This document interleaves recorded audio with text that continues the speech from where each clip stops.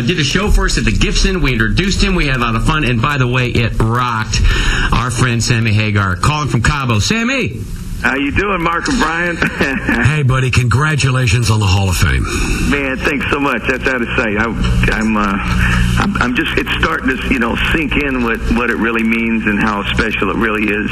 And every day I kind of wake up with a revelation about the whole thing. I'm going, this is really great. And then the next morning it's like, no, this is like really great.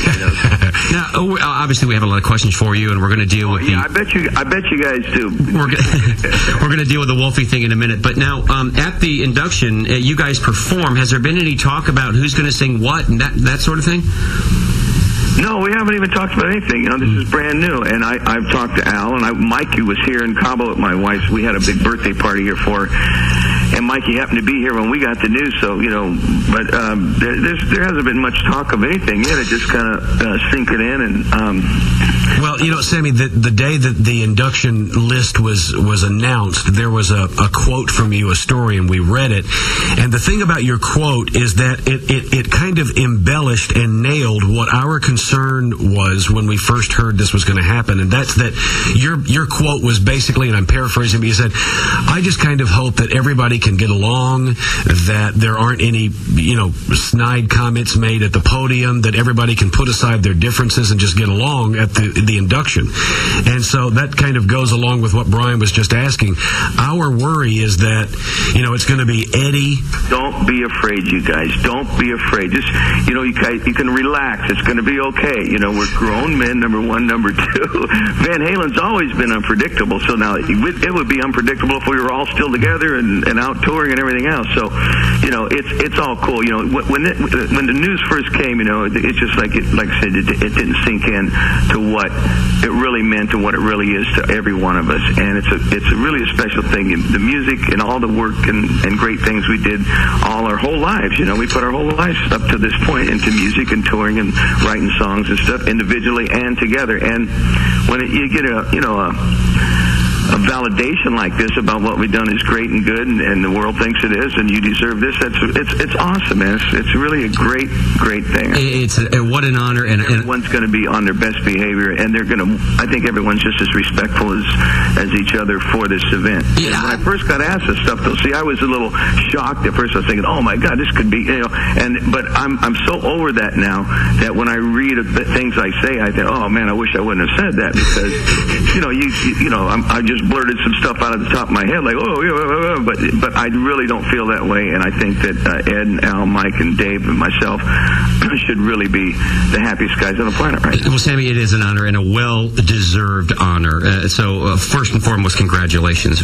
We were asked to ask you about a quote about Wolfie that you made, and you wanted to kind of set the record straight. Our producer tells us. You apparently were. I didn't say anything negative about Wolfie. He's a great guy, and I love Wolfie. He's out of sight, and Wolfie's a talented person, man. The guy can play and all that stuff. I just didn't think Michael Anthony should have been fired. But then I've also thought about that, and it's like stupid. It's none of my business. What Ed and Al want to do with their musical career is their business. And I think if I could play with my son, if I could have a band with both of my sons and my two daughters in it, that's what I'd be doing. So it's like, I think it's out of sight in its own way. And at first, it was shocking to me because, Mike didn't do anything. Mike's my buddy. First thing you stick up for your buddy. But honestly, hey, Ed wanting to play with his son, I think, is a beautiful thing. It's out of sight. It's very cool. And if they go on for 100 years from now, and it's out of sight. I have no business saying anything about it. Even if I was in the band, I would maybe have an argument, but I'm not even in the band, so it's like, what am I doing talking about what they do? They can do whatever they want. If I wouldn't want them telling me who I could have for playing guitar in my band or something. You know what I mean? It's like that. So it's fine. It's all good, man. The more time I spend in Cabo, I think the more sensible I get. And I know that scares you guys, but no, honestly. Hey, Sammy, listen, do us a favor. That's a wonderful thing to do with your brain. Do us a favor.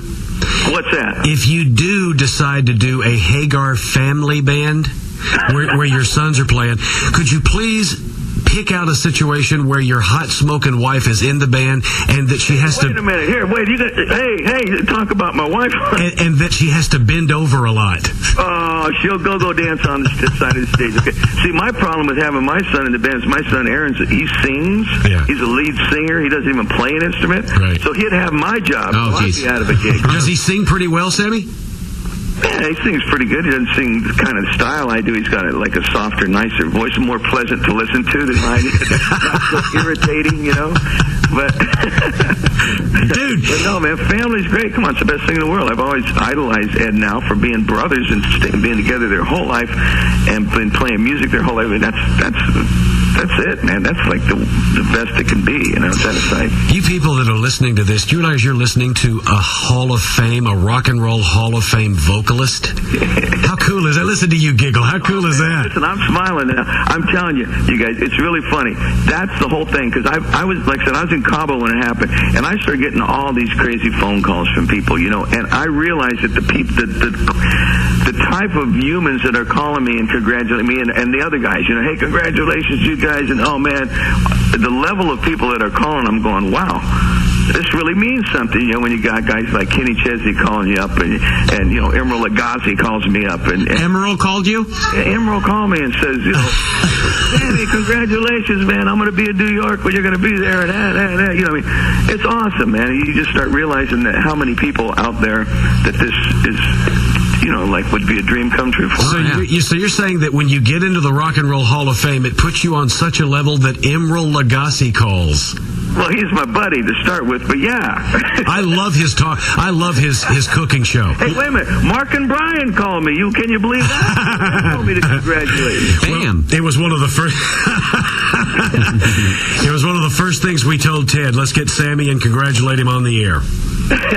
Well, the other thing, I congratulations to R.E.M. and Grandmaster and Patti Smith and, the Ronettes. It's really cool. That is the most eclectic bunch. I watch this Who's Up every year, and that's an eclectic bunch. That really makes for a really interesting event, I think, Well, how did you first find out about it, Sammy? Well, it's been in the works for 4 or 5 months. The rumors and the newspaper saying it, and then finally, what happened? Somebody called me.